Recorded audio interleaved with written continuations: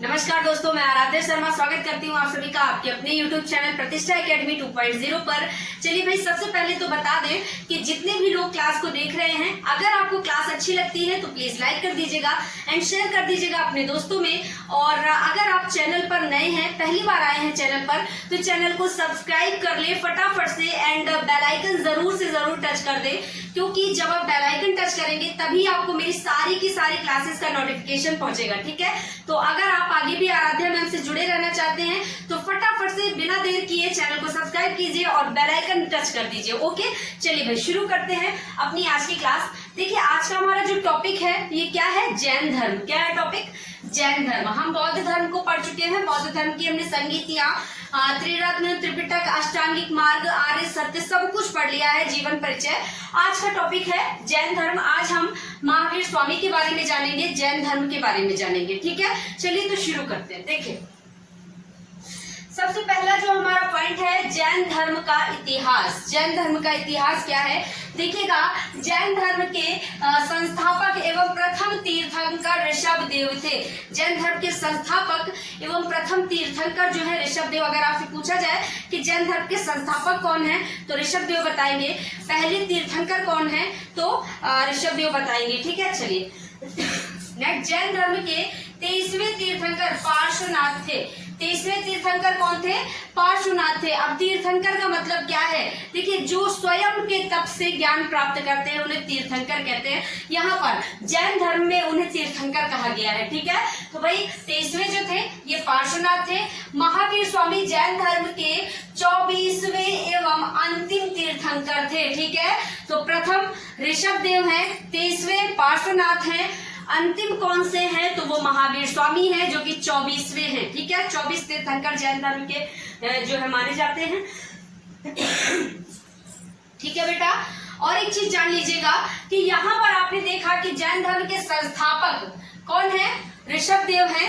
लेकिन अगर आपसे क्वेश्चन थोड़ा सा चेंज करें और कह दे कि जैन धर्म के वास्तविक संस्थापक कौन है तो महावीर स्वामी लगाइएगा। देखिए, मैंने यहाँ लिखा है जिन्हें जैन धर्म का वास्तविक संस्थापक कहा गया है। ठीक है, तो यदि आपसे जैन धर्म का वास्तविक संस्थापक पूछे तो महावीर स्वामी है। केवल संस्थापक पूछे, देखिए क्वेश्चन अलग है, संस्थापक तो ऋषभ देव, वास्तविक लगा दे, वास्तविक संस्थापक तो फिर महावीर स्वामी। क्यों भाई, ऐसा क्यों है? देखिए, महावीर स्वामी जो ऋषभ देव है ना, ये तो संस्थापक हैं, इन्होंने जो है जैन धर्म को स्थापित किया। लेकिन यहाँ पर महावीर स्वामी ने बड़ा काम किया। क्योंकि इन्हें वास्तविक संस्थापक क्यों कहा जाता है?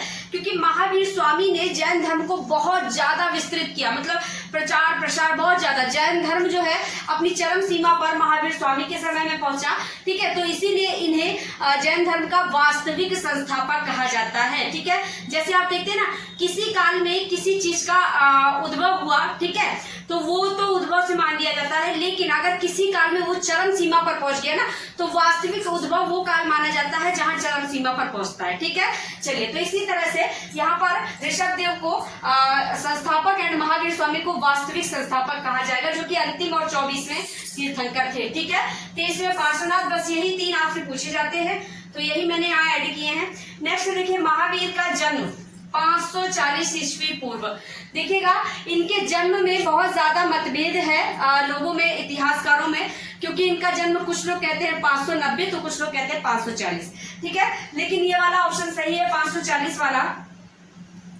एंड अगर आपको पेपर में कोई मतलब 590 वाला मिले तो ये वाला नहीं मिलेगा आपको, लेकिन ज्यादातर यही वाला माना गया है 540। ठीक है, चलिए, तो महावीर स्वामी का जन्म 540 ईसा पूर्व कुंडल ग्राम वैशाली में हुआ था। ठीक है, कहाँ पर? कुंडल ग्राम वैशाली, जो कि बिहार में पड़ता है। ठीक है, वैशाली में हुआ था, याद रखिएगा। इनके पिता सिद्धार्थ जात्रक कुल के सरदार थे। ठीक है, किसके? जात्रक कुल के सरदार थे।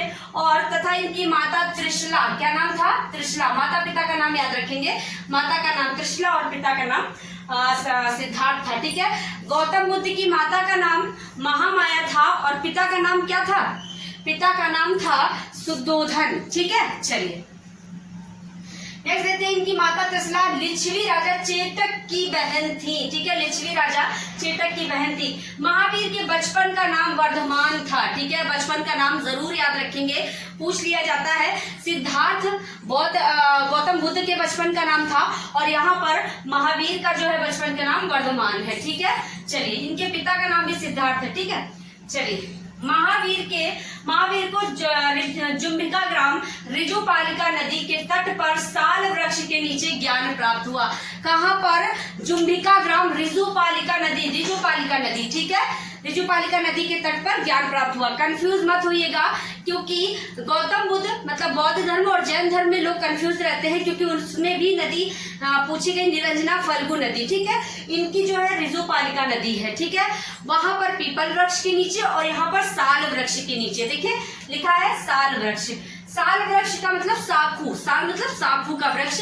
ये एक ऐसा वृक्ष है जिसकी लकड़ियां काफी वजनदार और काफी मजबूत होती हैं। इसकी लकड़ियां इमारतें बनाने में, घर बनवाने में यूज की जाती हैं, लगवाई जाती हैं, ठीक है। भूरे रंग की लकड़ियां होती है, काफी मजबूत होती हैं। साखू भी कहा जाए तो भी समझ जाइएगा कि ये साल वृक्ष की बात। साल वृक्ष के नीचे ज्ञान प्राप्त हुआ, ठीक है। नेक्स्ट देखते हैं, ज्ञान प्राप्ति के बाद महावीर जो है ये जिन मतलब विजेता या वीर, अरहत मतलब पूज्य, निर्ग्रंथ मतलब बंधनहीन कहलाए, ठीक है। जिन विजेता या वीर, अरहत मतलब पूज्य और निर्ग्रंथ मतलब कि बंधनहीन कहलाए, ठीक है। वहां पर जो है बुद्ध जी को भी ऐसे ही ज्ञान प्राप्ति के बाद वो बुद्ध कहलाए थे, पहले सिद्धार्थ नाम था। चलिए नेक्स्ट देखिए, महावीर ने अपने उपदेश किस भाषा में दिए? प्राकृत भाषा में दिए, ठीक है, प्राकृत भाषा में दिए। महावीर स्वामी ने प्रथम उपदेश कहाँ पर दिया था? राजगृह में दिया था। और पूछा जाता है कि गौतम बुद्ध ने पहला उपदेश कहाँ दिया था? तो सारनाथ में दिया था, ठीक है। उन्होंने सारनाथ में, इन्होंने राजगृह में, इसलिए थोड़ा सा कंपेयर कर रही हूँ ताकि आपको कंफ्यूजन ना हो, ठीक है। तो इन्होंने महावीर स्वामी ने अपना प्रथम उपदेश जो है राजगृह में दिया था और प्राकृत भाषा में दिया था, ठीक है। चलिए नेक्स्ट देखिएगा, महावीर के प्रथम अनुयायी उनके दामाद प्रियदर्शिनी के पति जामिल थे, ठीक है। तो अगर पूछा जाए कि महावीर के प्रथम अनुयायी कौन थे, तो जामिल थे, ठीक है। कौन? जामिल, जो कि उनके स्वयं अपने ही दामाद थे, उनकी बेटी प्रियदर्शिनी के पति, ठीक है। चलिए इनकी बेटी का नाम प्रियदर्शिनी था। नेक्स्ट देखिएगा, प्रथम जैन भिक्षुड़ी नरेश दधिवाहन की पुत्री चंपा थी। पहली जो जैन भिक्षुड़ी बनी जो महिला, वो नरेश दधिवाहन की पुत्री चंपा थी, ठीक है। चलिए नेक्स्ट देखते हैं, आर्य सुधर्मा एक अकेला ऐसा व्यक्ति था जो महावीर की मृत्यु के बाद भी जीवित रहा। तो आर्य सुधर्मा जो था ये महावीर की मृत्यु के बाद भी जीवित रहा, ठीक है। और ये जैन धर्म का पहला थेरा एवं मुख्य उपदेशक बना। देखिए यहाँ पर मैंने लिखा है जैन धर्म का प्रथम थेरा एवं अर्थात मुख्य उपदेशक बना, ठीक है, आर्य सुधर्मा। कौन था? आर्य सुधर्मा। अगर कहा जाए कि जैन धर्म का मुख्य उपदेशक कौन है, तो आर्य सुधर्मा, ठीक है। चलिए भाई नेक्स्ट देखते हैं, जैन धर्म दो संप्रदायों में विभक्त था। कौन कौन सा? श्वेतांबर और दिगंबर, ठीक है। श्वेतांबर मतलब श्वेत वस्त्र धारण करने वाले। श्वेतांबर ऐसा समुदाय था जहां पर लोग सफेद रंग के, श्वेत मतलब सफेद होता है ना, सफेद रंग के कपड़े पहनते थे, श्वेत वस्त्र धारण करते थे। और दिगंबर का मतलब होता है कि दिशाएं जिनका वस्त्र हो, दिशाएं ही वस्त्र हो, मतलब नग्न रहने वाले, वस्त्र धारण नहीं करते थे, दिगंबर, ठीक है।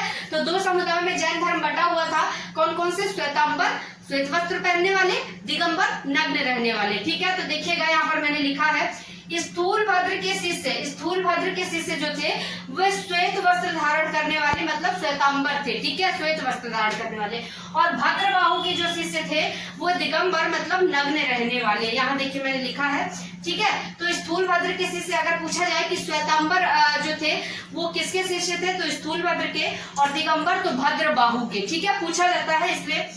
देखिए नेक्स्ट देखिए, जैन धर्म का सबसे बड़ा केंद्र कौन सा था? तो जैन धर्म का सबसे बड़ा केंद्र जो था ये चंपा था, ठीक है। चलिए नेक्स्ट देखते हैं, जैन धर्म के त्रिरत्न। मैंने बताया था कि बौद्ध धर्म के भी त्रिरत्न थे, इसी प्रकार जैन धर्म में भी त्रिरत्न है। कौन कौन से हैं? सम्यक दर्शन, सम्यक ज्ञान और सम्यक आचरण, ठीक है। सम्यक दर्शन, सम्यक ज्ञान, सम्यक आचरण। चलिए नेक्स्ट देखते हैं, जैन धर्म के 5 महाव्रत सत्य, अहिंसा, अस्तेय, अपरिग्रह, ब्रह्मचर्य। ठीक है, सत्य, अहिंसा, अस्तेय, अपरिग्रह और ब्रह्मचर्य, ये 5 महाव्रत हैं। ठीक है, चलिए नेक्स्ट देखते हैं। महावीर की मृत्यु 72 वर्ष की अवस्था में 468 ईसा पूर्व में हो गई थी। ठीक है, और कहाँ पर हुई थी? बिहार के पावापुरी राजगृह में। ठीक है, बिहार में पावापुरी पड़ता है राजगृह, वहां पर हुई थी इनकी मृत्यु। और देखिएगा, मल्ल राजा सृष्टिपाल के राजप्रसाद में महावीर स्वामी को निर्वाण की प्राप्ति हुई। ठीक है, चलिए मल्ल राजा सृष्टिपाल, याद रखिएगा, ये पूछ लिया जाता सृष्टिपाल किसके राजप्रसाद में इन्हें निर्वाण की प्राप्ति हुई थी? तो मल्ल राजा सृष्टिपाल। ठीक है, चलिए नेक्स्ट देखते हैं संगीतियां। प्रथम जैन संगीति कब हुई थी? प्रथम जैन संगीति, हमने वहां बौद्ध धर्म की 4 संगीतियां जानी थी, 4 संगीतियां होती, यहाँ 2 हुई है। देखिए प्रथम कब हुई थी? 322 से 298 ईसा पूर्व। ठीक है, कहाँ पर हुई थी? पाटलिपुत्र में हुई, जिसके अध्यक्ष भद्रबाहु एवं संभूति थे। कौन कौन थे अध्यक्ष? भद्रबाहु एवं संभूति। ओके, चलिए द्वितीय जैन संगीति 512 ईस्वी में बल्लभी, गुजरात में पड़ता बल्लभी गुजरात में हुई। अध्यक्ष कौन थे? देवादि क्षमा श्रमण। ठीक है, इसके अध्यक्ष थे देवादि क्षमा श्रमण। तो ये 2 जैन संगीतियां हुई। ठीक है, तो आज का ये जो जैन धर्म है ये टॉपिक कंप्लीट होता है। चाहे तो स्क्रीनशॉट ले लीजिए। उम्मीद करते हैं ये टॉपिक आपको पसंद आया होगा। अगर क्लास अच्छी लगी है तो एक बार फिर से कह देना चाहती हूँ कि लाइक कर दीजिए, शेयर कर दीजिए अपने दोस्तों में, एंड चैनल को सब्सक्राइब अगर नहीं किया है तो फटाफट से सब्सक्राइब करके बेल आइकन प्रेस कर दे। ठीक है, चलते हैं, कल फिर मिलेंगे अगली क्लास में। तब तक के लिए सभी को टाटा, बाय बाय, नमस्कार।